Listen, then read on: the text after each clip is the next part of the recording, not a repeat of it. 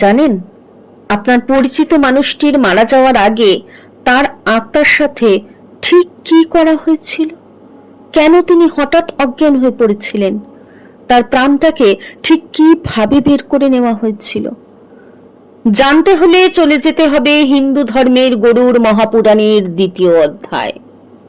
নমস্কার, welcome to the cosmic star.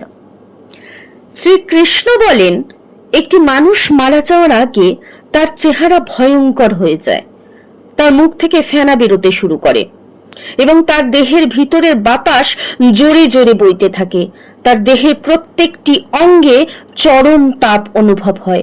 ঠিক সেই সময় মানুষটি অজ্ঞান হয়ে যায়।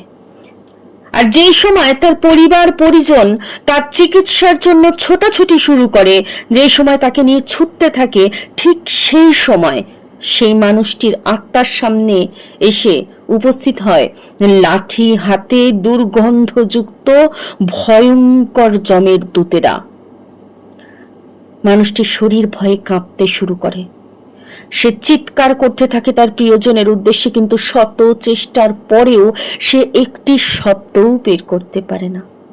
তার চোখ ভয়ে নাচতে থাকে। দূতেরা আত্মাটিকে মারতে শুরু করে এবং শেষ পর্যন্ত তার প্রাণটিকে টেনে হিচড়ে কণ্ঠে নিয়ে আসে।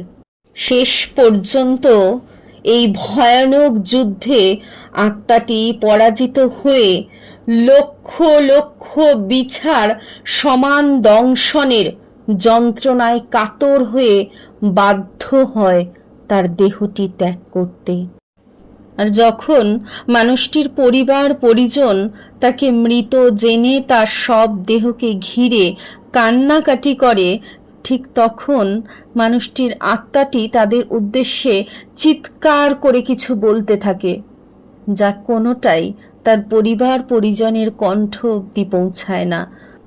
আর যমের দূতেরা তাকে পিছন থেকে টেনে হিচড়ে নিয়ে যেতে থাকে যমলোকের দিকে।